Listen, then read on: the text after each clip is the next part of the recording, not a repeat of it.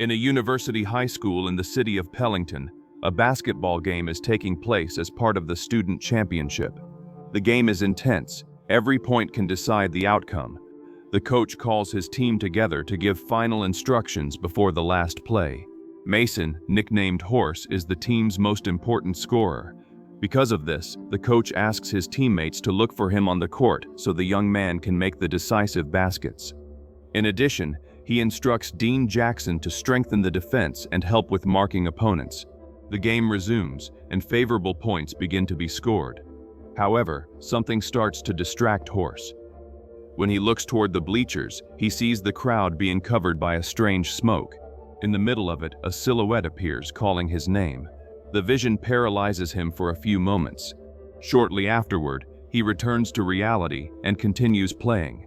A short time later, the game reaches its final seconds. Horse receives the last ball to attempt the winning basket. He shoots, but in that moment of tension, he once again sees the smoke and the entity standing before him. The creature approaches as time seems to slow down. Terrified, Horse watches the burned humanoid trying to attack him. Fortunately, it all seems to exist only in his mind. As soon as the ball goes through the hoop, everyone erupts with joy.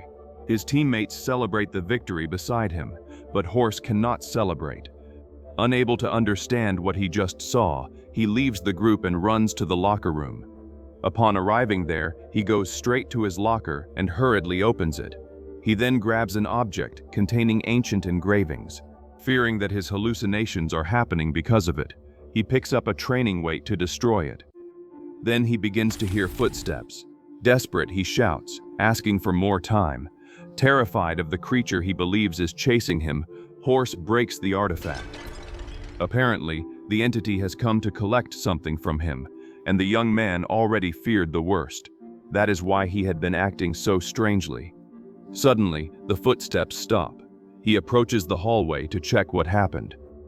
Fortunately, his friends enter the locker room and congratulate him on the victory. A few minutes later, Horse is taking a shower while his teammates remain outside. Suddenly, he hears the same footsteps again. A dark filth begins to spread across the floor. When he turns around, he finds the humanoid creature standing right in front of him. The entity attacks him immediately, placing its hand over his mouth and preventing his screams. Suddenly, Horse's body begins to catch fire. When his friends enter to see what happened, they witness the horrifying sight of the young man engulfed in flames. The incident remains incomprehensible. No one can understand what truly happened to him. 6 months later, we meet Kelly, a young woman who lived in Chicago but decided to move for personal reasons. She is drawing the nature around her, observing everything from the window of her new bedroom. Kelly does not seem concerned about the danger of the height or the risk of falling. Shortly afterward, her cousin and host, Rel Taylor, enters carrying a snack. He offers his company and says he can help her with whatever she needs. Rel has taken on new commitments and responsibilities since he began working at the steel mill on weekends. Even so, he tries to welcome his cousin in the best way possible. He says he will take her to Pellington High School on her first day and wishes her luck. Minutes later, they arrive at the school, coincidentally the same one seen at the beginning of the story. Rel takes Kelly inside and shows her where her locker will be. It is the very same locker that belonged to the late Horse. At that moment, Kelly notices one of the school's popular girls in the hallway, a young woman named Ellie. The two exchange glances. Kelly asks about the marks on the locker, and Rel explains that it belonged to a student who died in a tragic and unexplained way. As Kelly is about to open it, the deceased boy's friends interrupt her. They claim that the locker should no longer belong to anyone, out of respect for their dead friend. Kelly replies that the administration itself assigned the locker to her. To ease the tension, Grace approaches. She is the girl Rel likes, but he lacks the courage to express his feelings. The atmosphere becomes tense again when Dean and his friend Tanner confront Kelly about her past. They claim that she killed her own father and, because of that, went through juvenile rehabilitation. Ellie interrupts them, asking them not to insult the newcomer because no one there knows what she has been through. Dean continues his provocations but receives a strike to the groin. Before a fight can begin, Professor Craven arrives. He reprimands the young people and gives them detention after class. When the bell announces the beginning of class, Ellie apologizes for her classmates' insults. Kelly, however, shows little reaction because she considers herself responsible for her father's death. Ellie tries to help her organize the messy locker, but Kelly does not welcome the approach. Once Ellie leaves, the hallway becomes empty, leaving Kelly alone. Suddenly, the same ancient Aztec object that Mason had destroyed unexpectedly appears. Curious, Kelly picks it up and decides to open it. Inside, she finds an artifact shaped like a small skull, designed as a blowing instrument. Without understanding what it means, she almost blows into it, but the school bell calls her to class. Later, Kelly enters the detention room where she waits for the time to go home. While searching through her backpack, she drops the artifact onto the desk. The object catches Craven's attention. He asks to see it and concludes that, despite its frightening appearance, it seems to be just a whistle, perhaps from the time of the ancient Maya. The artifact also sparks the curiosity of the other students, who begin paying attention to the teacher. Since he completed postgraduate studies in history, Craven is able to understand the basics of the inscriptions. One of the deciphered words carries the meaning of calling, or in a better translation, summoning. The second word can be translated as lifeless. Thus, when forming a phrase, the inscription is interpreted as summon the dead. Believing she could gain something from it, Kelly asks to keep the find. Craven, however, states that if she found the object inside the school, the artifact belongs to the institution. He then asks the students to complete a small history assignment to make up for their punishment. As soon as they leave school, they decide to meet at Grace's house to work on it. Meanwhile, Professor Craven continues researching the object. His interest, however, seems more connected to the artifact's value than to historical knowledge. Curious, he blows the whistle to test whether it works, but only he can hear the sound. Without realizing it, the glass in the door cracks. Since nothing apparently happens, he leaves the room. Rel tells his cousin that he forgot something at school and heads back inside. As Craven leaves the room, he moves away, giving the student a chance to enter. Rel returns to the room to retrieve a comic book. However, when he sees the artifact left on the desk, he thinks about taking it with him. Outside, Kelly reflects on her past but is interrupted by Noah. The older young man politely introduces himself as a pastor. He claims to lead a group of young people who seek freedom and want to enjoy life as best as possible, with God as their source of hope. Noah says he was guided to offer help to those who seem lost from society and to anyone wishing to get closer to his congregation. Soon, however, his true intentions begin to show. He wants to lead Kelly toward a darker side of life and involve her in illicit activities. Rel approaches in an attempt to drive him away, but is quickly thrown against a car hood. Noah uses a pocket knife to intimidate him, although he says he does not intend to harm anyone. According to him, his goal is merely to offer an illusion of freedom. When he is finally alone with his cousin, Rel explains that Noah uses his youth group to make money by selling illegal substances. Afterward, the two return home. Back at school, Craven resumes his studies of the artifact. In truth, he is more interested in selling valuable antiques than contributing to history. When he opens the container, he realizes that the artifact has disappeared. He does not know that Rel took it. Upset, Craven understands that he has lost something of great value in the antiquities market. Anxious, he returns to his cigarette addiction without caring about the seriousness of the habit. Upon hearing the janitor's cleaning machine, he calls out for the custodian. Receiving no answer, he goes out to find him personally.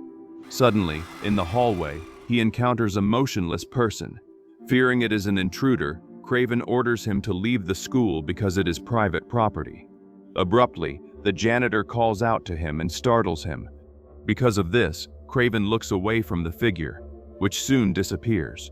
Unable to understand what he has just witnessed, the teacher returns to the room. There, he notices that the air feels different. When he turns around after hearing whispers, he comes face to face with the same human creature he saw in the hallway, now even more terrifying up close. At that moment, That presence represents the teacher's final death. The transformed human drives its hands into Craven's lungs and, as if accelerating time, causes his hair to fall out, his body to age, and his premature death. In his final moments, the teacher begins to resemble the creature he had seen. At Grace's house, Rel arrives with Kelly and presents the artifact he secretly took to the others. The group enjoys themselves in the pool and talks about whom they would bring back to life, believing the object might be capable of such a thing. Tommy, Grace's teenage brother, watches the young people from the porch but is scolded by her and retreats to his room. Ellie uses insulin because of her diabetes, which catches Kelly's attention. Even within that sociable group, Kelly feels that she does not fully fit into their friendship, so she gets up to leave. Ellie asks her not to go home so early and to stay a little longer. At that moment, Grace picks up the artifact. Eager to hear the sound it produces, she decides to blow into it. A loud noise echoes in an unnatural and shrill way, causing intense discomfort in everyone's ears. As soon as the sound ceases, the group remains frozen, waiting for something to happen. Jackson claims he feels that something is approaching, but it is only a joke about the gas he has released. After that, Kelly decides to leave. Ellie, still wanting to strengthen their friendship, invites her to a Halloween festival that will take place the following day. Then Ellie goes to work at the hospital reception desk. Rel also leaves, and he and Kelly head home.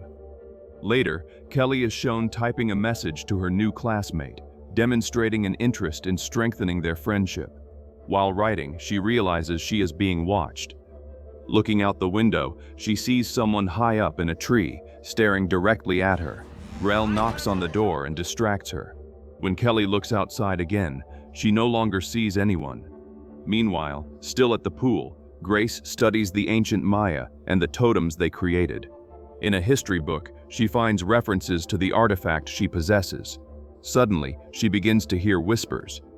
At first, she believes it is Tommy trying to scare her. She gets out of the pool and asks her brother to stop, but the noise continues. Looking toward his room on the second floor, she notices that Tommy is going to sleep. Even so, the whispers continue around her. Without the young woman noticing, a human-like creature crawls through the shadows, whispering in a strange manner. Grace begins to feel frightened. She approaches a counter, thinking that some friend is hiding there and whispering. However, she discovers that no one is there. Suddenly, a cadaverous hand touches her face. When she turns around, she sees her brother a short distance away, calling her inside at their mother's request. Frightened, Grace goes back into the house. The following day, the young people return to school and are directed to the auditorium. There, they hear the principal speak about Craven's tragic death. It is revealed that the teacher had an incurable illness caused by his cigarette addiction, and his lungs were nearly rotten. During the support session, Ellie begins having hallucinations. In one of the seats ahead, she sees a woman twisting and turning toward her in an unnatural way. Her friends see nothing, but Ellie soon regains her senses. At that moment, Grace returns the artifact to Kelly. They talk about giving it back to Mason's family because they believe it may bring bad luck. After the assembly ends, Ellie takes Kelly to Mason's family home. When they arrive, they notice that the large house is for sale. Since the door is open, the two enter. They check the rooms looking for a family member until a woman named Christine finds them.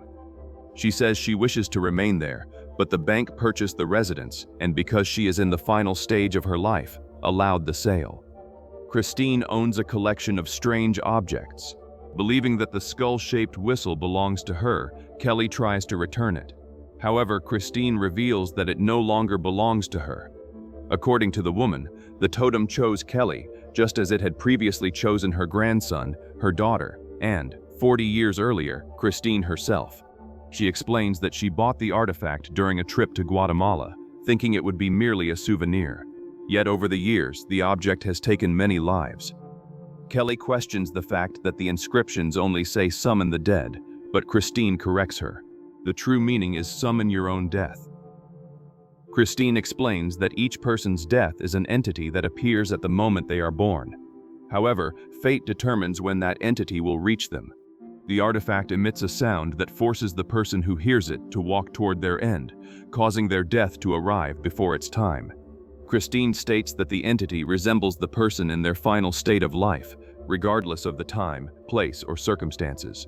It will always find its victim. After the brief conversation, Christine returns the artifact to Kelly and says that if they did not want an end, they should never have been born. Fearful, the two young women leave the house, questioning the large amount of medication the woman was taking. Wanting to better understand the unexplained deaths, Ellie and Kelly head to the hospital to check autopsy reports. Since Ellie has access to the place, she enters with her friend and talks about Mason's death. His body caught fire inside the bathroom, even though the showers were running. The fact was very strange, although the reports pointed to a gas leak as the cause of death. Upon examining the photos, they realized that the body became unrecognizable. Just as Christine had said, the death resembled the person in their final state before dying. A doctor enters the office, forcing the two to hide. Kelly observes the dental records and realizes that the bone age corresponds to that of a 50-year-old person, something impossible since Mason was young.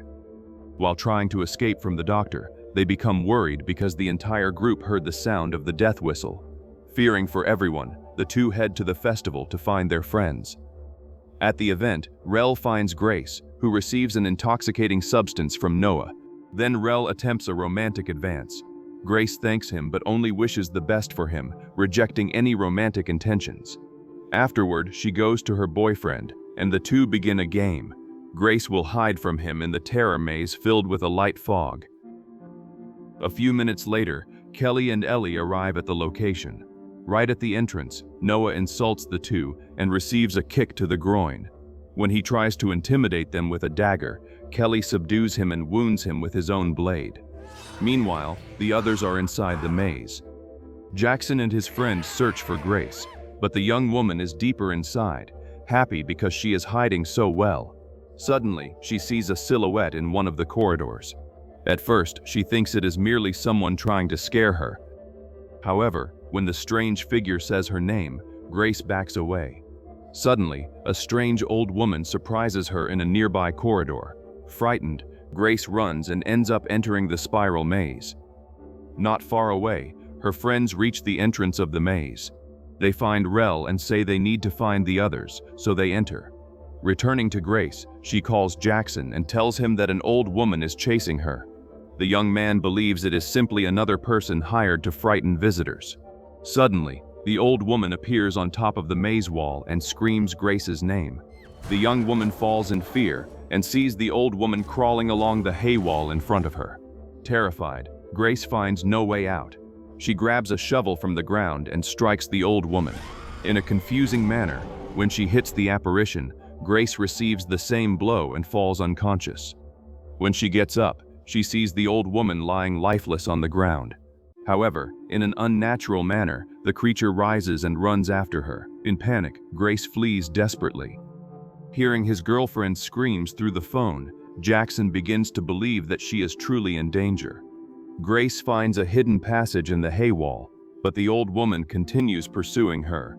The creature digs its nails into the young woman's leg and attempts to accelerate her lifespan by placing its hand over her hum. Grace struggles to survive and manages to pull away. She enters the spiral and tries to ring the bell to signal that she has reached the center of the maze. Whispers begin to echo. Afraid, Grace rushes to ring the bell. Unfortunately, the creature appears from above and, with a kiss, drains her vitality. Grace transforms into an old woman, just like the entity. Shortly afterward, Jackson finds her frozen in time, aged and lifeless. A few minutes later, the group is on the basketball court discussing what happened. Jackson does not believe that the old woman they found was his girlfriend. Kelly states that it was Grace and says that her death should only have happened in old age, but the entity reached her before her time.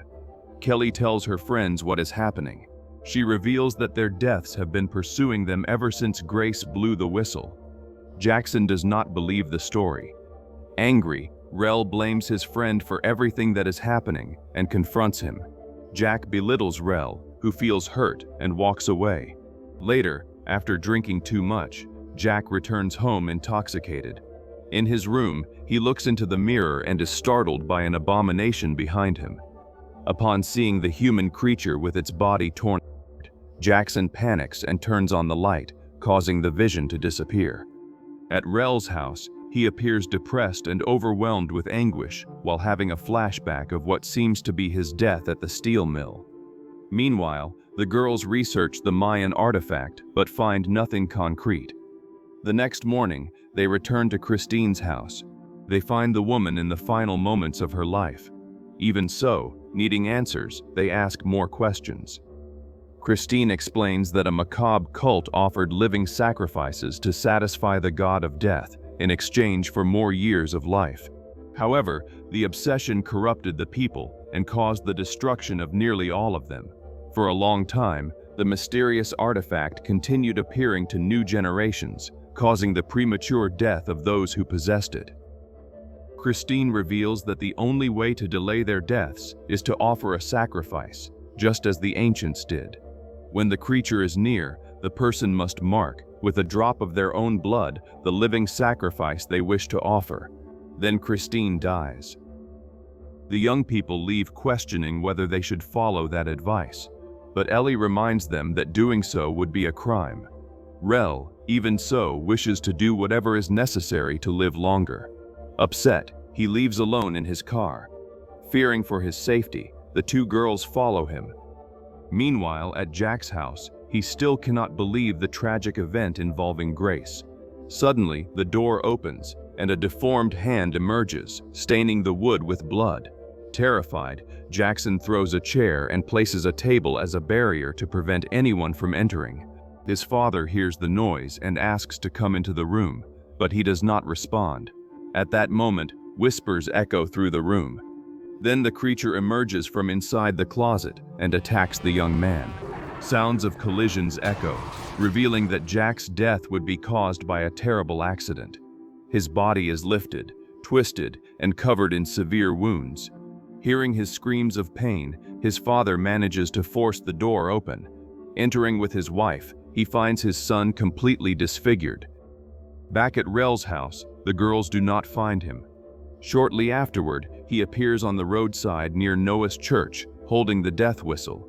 Furious over the death of the girl he liked, Rel blames Noah for the illegal substances sold to the town's youth. Armed, he enters the church and threatens the young man. Faster, Noah knocks the weapon away and begins a hand-to-hand fight. He manages to grab the gun and fires at Rel, but no bullets come out. Taking advantage of the opportunity, Rel knocks out the false pastor with a tray. Upon seeing a comic book open to an image of a vengeful hero, Kelly fears what her cousin might do and goes looking for him. Rel, knowing where he would die, takes Noah to the steel mill where he works, wanting to transfer to him the moment of his death. He forces his enemy to swallow his own hallucinogenic product and prepares for the transfer ritual. Rel wounds his hand and waits to feel the presence of death approaching. Then he moves toward Noah to mark him. However, at that moment, his friends arrive and interrupt him, begging him not to do it. The trio reflects on what to do. Suddenly, Rel feels the manifestation of his death drawing near. Abruptly, he is grabbed by the arm, where something invisible begins pulling him and tearing apart his hand. His friends hold on to him and try to pull him back. Noah, hallucinating, sees everything and believes the pills he swallowed are causing an intense effect in his mind. Unfortunately, Rel is dragged away with tremendous force. The invisible death consumes him completely, sealing his inevitable end. Terrified, Kelly and Ellie flee the location. Later, Kelly comes up with a daring plan. She considers provoking a temporary death, forcing the destruction or postponement of her real death. Kelly goes to a warehouse to prepare the procedure, but ends up seeing herself and realizes that her time is approaching. She and Ellie gather what they need, a defibrillator and Ellie's insulin. Once everything is ready, Ellie injects a large amount of medication into Kelly without her consent. Quickly, the young woman begins to collapse inside the bathtub. Seconds later, Kelly is removed from the water, apparently dead. Acting quickly before permanently losing her friend, Ellie uses the defibrillator to try to restart her heart. At that moment, Noah breaks free. grabs the gun, and furiously sets out to take revenge on the young women. Meanwhile, in the plane between eternities, Kelly struggles against the entity trying to drag her into eternal darkness. Outside the warehouse, Noah strikes the entrance door with a sledgehammer. Ellie then realizes that her own death is also approaching. Even so, she continues trying to save her friend. She performs CPR while the device recharges, but time is running out. Suddenly, a gunshot hits the defibrillator and ricochets into Ellie's rib, leaving her injured. Fortunately, Kelly fights for her life and manages to return to the world of the living. However, upon awakening, she sees Ellie's death standing beside her friend, who begins convulsing from a lack of medication. Suddenly, Noah manages to enter the warehouse. Armed, he threatens to finish both of them. As he approaches, Kelly notices Ellie's blood flowing across the floor. She remembers a way to escape the curse and thinks quickly. Fortunately, Noah, wanting to mock the girls before them, touches the blood from Ellie's wound. This causes the creature pursuing Ellie to disappear, and the young woman begins to recover. Suddenly, a creature resembling Noah himself appears before him. Terrified, the man fires his gun, but the shots strike himself. Thus, his end arrives before its time. Kelly and Ellie embrace, relieved to believe that the curse has ended and that they will be able to live the rest of their lives in peace. 3 months later, the two appear healthy and living quietly. During a musical performance at the school theater, they notice that a teenage girl is holding the death whistle. At that moment, they discover that the evil they believed they had defeated always returns to new people. The young woman blows the artifact. This time, not only a small group hears the sound, but the entire school. We finish understanding that this place has become a feast for the entity to feed on forever.